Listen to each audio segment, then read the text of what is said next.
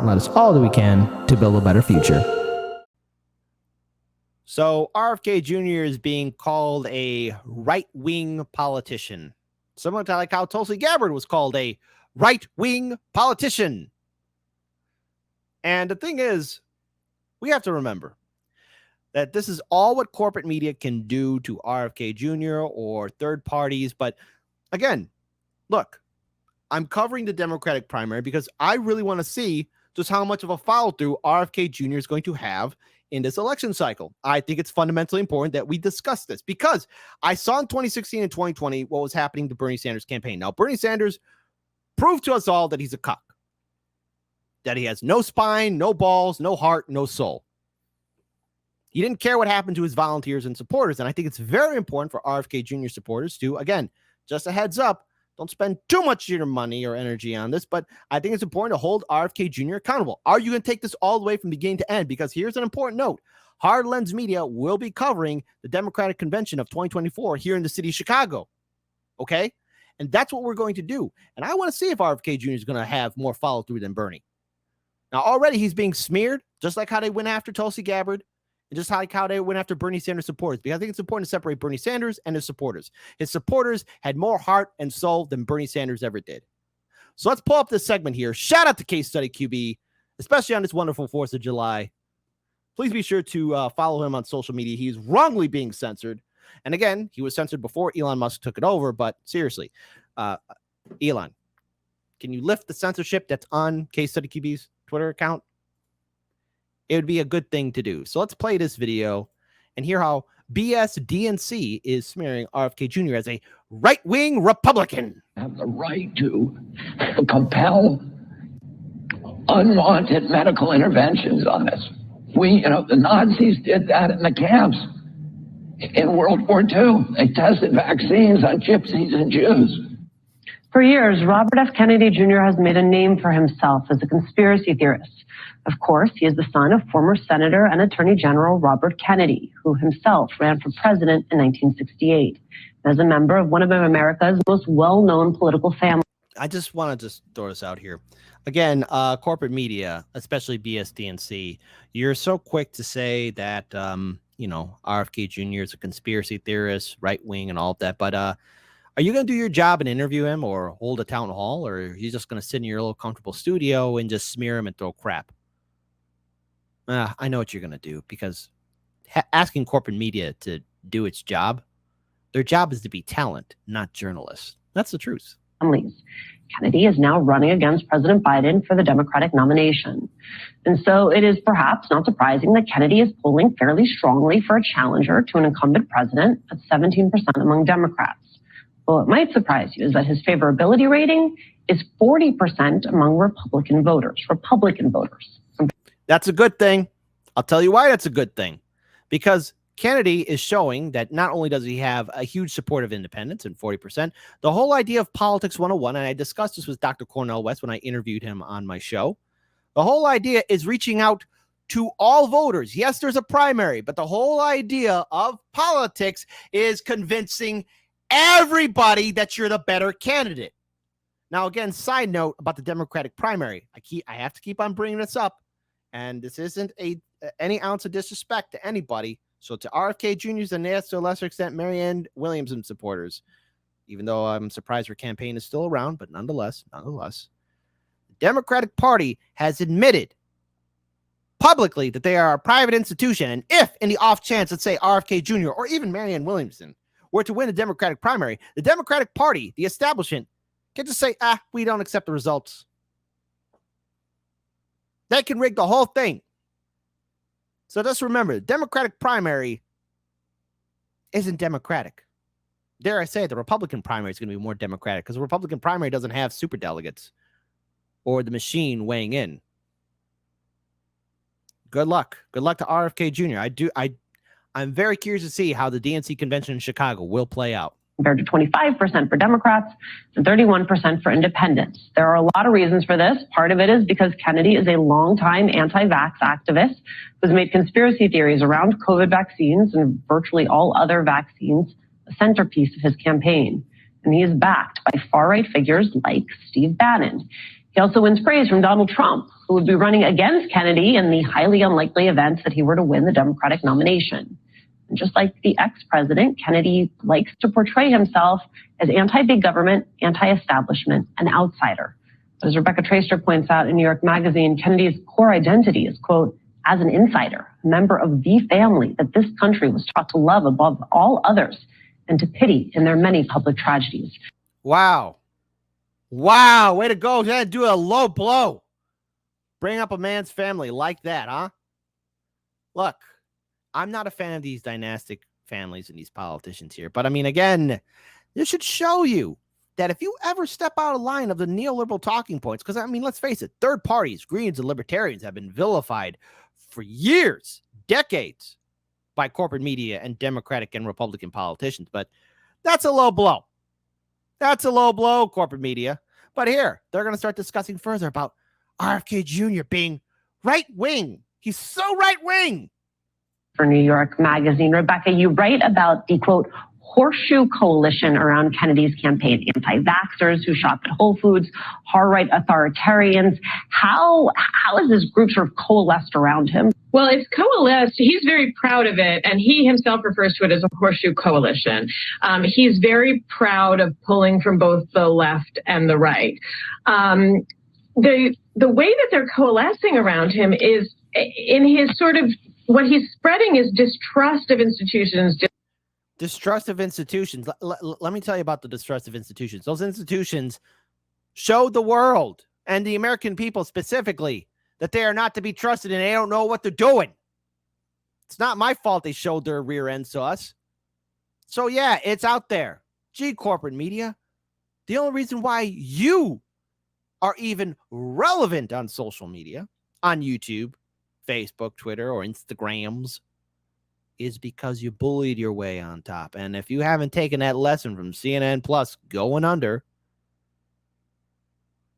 then you're not paying attention. Because CNN thought that people liked them, and they got this big-headed idea. Hey, we're going to do a streaming service.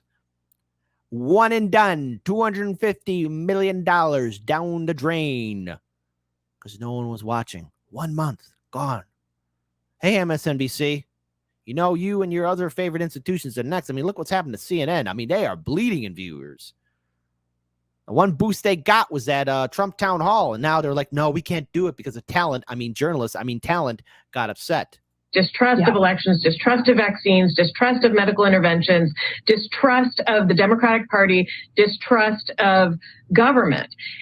And they did that to themselves. It's not my problem that people don't like them.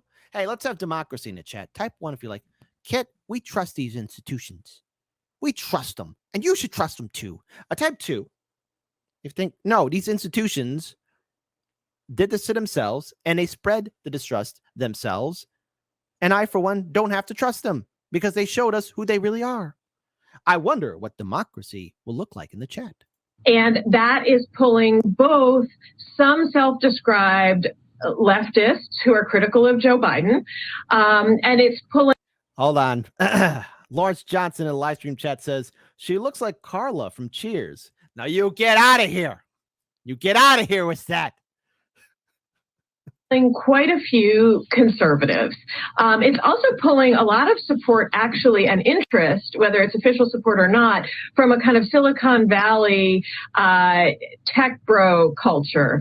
You know, he has done Twitter Spaces conversations, and has also, Jack Dorsey, the Twitter founder, has said that he is supporting Kennedy's campaign. He has a lot of funders coming from Silicon Valley. Again, my criticism of RFK Jr. is like, look, okay, he is establishment. Let's be clear of that. But it's of a different variation. But it's very interesting to see how this convention and how this election cycle will play out, especially with how the voting will play out in Iowa and New Hampshire. We're going to be following that. And so that's another element that's sort of pulling it all together.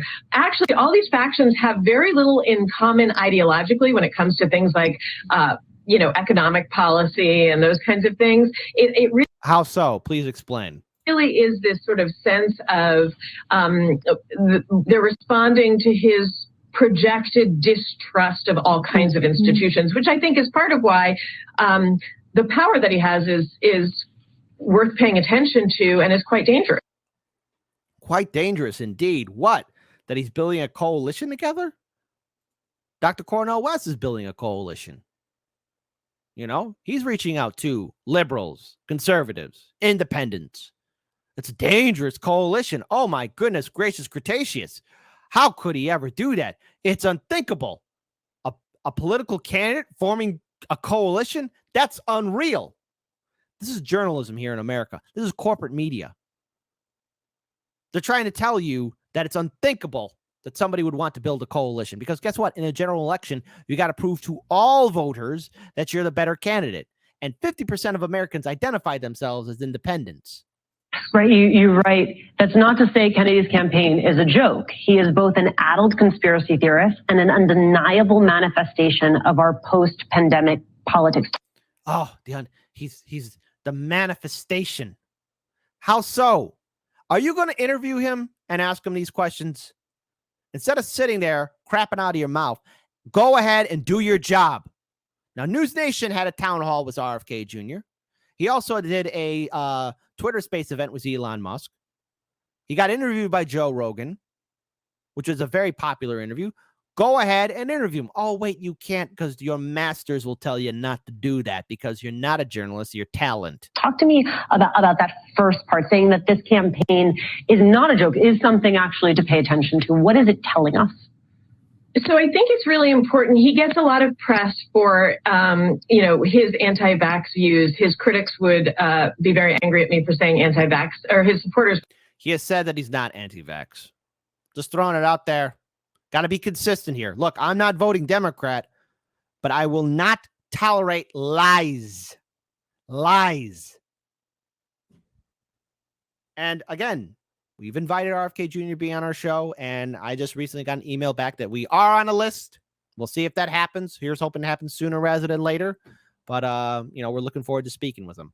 Would say that he's for vaccine safety, not against vaccines. But in fact, beyond his criticism of vaccines, and in 2006, he wrote an article in Rolling Stone claiming that the 2004 election had been stolen in Ohio thanks to debold machines. That article was disproven. Lots of other investigations in journalism suggested that that was not the case. It was a very seductive argument. But his distrust in election results has persisted. Well, because we don't have election integrity in this country. We don't. Look, I just want to bring up an example. I'm going to bring up TYT. In 2018, during that midterm election cycle, when Jimmy Dore was still part of TYT, they were covering the Illinois primary. The 2018 primaries, to be more specific. And my colleague, Daniel Upker, and I, we were watching that. This is before Hard Lens Media stepped a foot onto YouTube. We were still a radio show. We were watching it. And I'll never forget it. I think Marie Newman was running. And for a moment, she was in the lead. And then somehow, all her votes disappeared. She lost her lead. And Cenk was looking at it and said, what happened? And Jimmy just looked at him and said, oh, that's just Chicago. That just happens. Votes disappear all the time in Illinois. And it does. Oh, it does. Come on.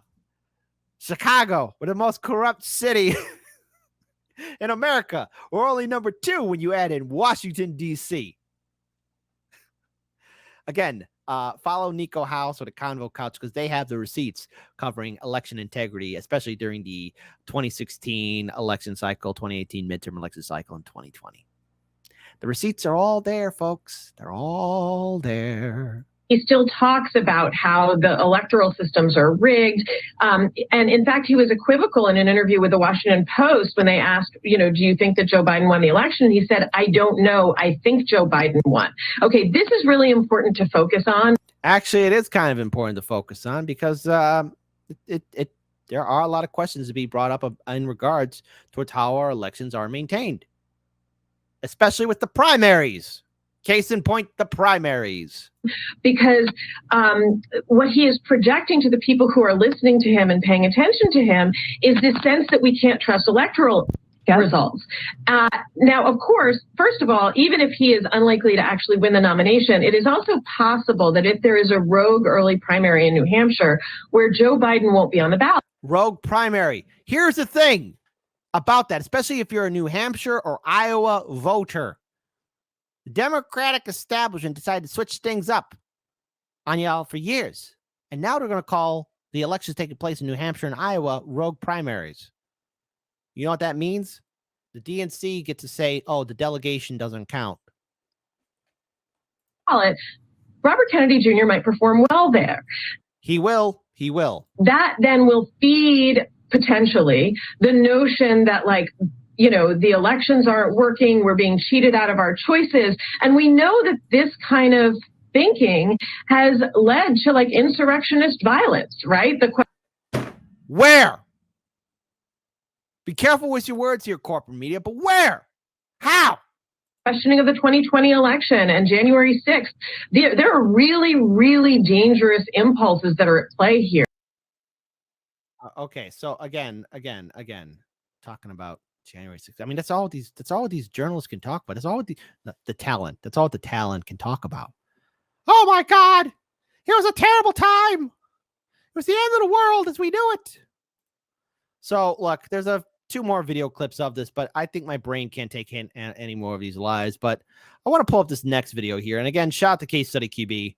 Case Study, I don't know how you sit through this stuff, buddy, but follow him on Twitter. Please support his YouTube page and Odyssey page. Because now I want to bring up this video here, where the commentator calls Marianne Williamson RFK Jr. friend candidates and advocates for an establishment candidate to join the race. Look, so it's not going to be Joe Biden. Well, what the hell? Biden can keep a lid on that opposition, then he'll be absolutely fine. Mm-hmm. But what could happen if a legitimate candidate, a more mainstream Democrat, because both Kennedy and Williamson are really fringe candidates, if an actual mainstream candidate emerged and said, look, somebody has to say it. The president is too old to be president. We see him slowing down every day, and majorities of people, including Democrats, believe that he does not have the mental or physical strength to continue as president. If you got such a challenge, it's really hard to predict where things would go in the Democratic. So again, my challenge to that is, what do you mean RFK Jr. is not a legitimate candidate? I mean, he is off the bat, just starting, as soon as he made his announcement, he has climbed up to getting 20% of a favorability amongst voters who will be part of the Democratic primary. Now, again, anything can happen between now and then, but chances are that number is going to keep on rising up and up and up and up and up. And I encourage RFK Jr. to be on other people's platforms and other social media platforms. And yes, to fight for town halls, and dare I say it, to get his message out there, because that's politics 101. I encourage that for the Green Party candidate, Dr. Cornel West, as well as whoever the Libertarian candidate will be. I mean, it's politics 101. Social media has changed the landscape as a whole. And again, just saying RFK Jr. is not a legitimate candidate, I mean, you got to show proof. So with all these smears, I think it's important to end this segment on an important note, and that's talking about money in politics. Now, RFK Jr. was on Russell Brand's show, and I think it's important that we hear about money in politics, especially on this day, the 4th of July. So let's play it for all of you. And shout out to Russell Brand for at least having the courage to have RFK Jr. on his show.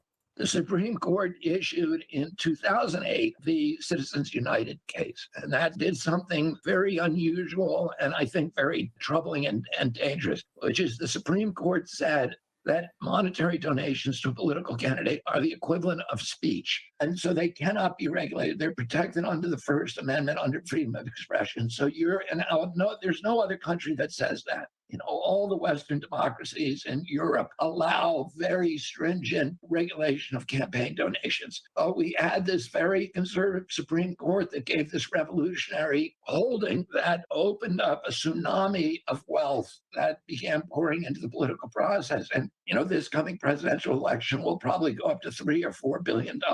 And if you have to raise that money, it means that you have to make maybe 1,000 calls a week to people who are going to give you $10,000 donations. Those people are giving you that money. Most of them are not giving it out of a patriotic impulse. They're giving it because they have an expectation that there's going to be a return on that investment. And so if you have, 3,000 or 4,000, 5,000 people have given you $10,000 apiece, and these are the top rungs of our society, and you have to answer all their phone calls every day, you're not going to have much time to listen to the little guy who calls you and never gave you any. Everything they do is about raising money for the next election. Stay free. See if I wanted to let that play on because I didn't want to interrupt it.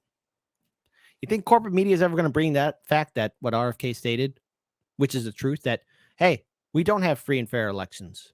We have unchecked bribery and corruption. Anybody, corporate media, can buy a politician because our politicians are cheap.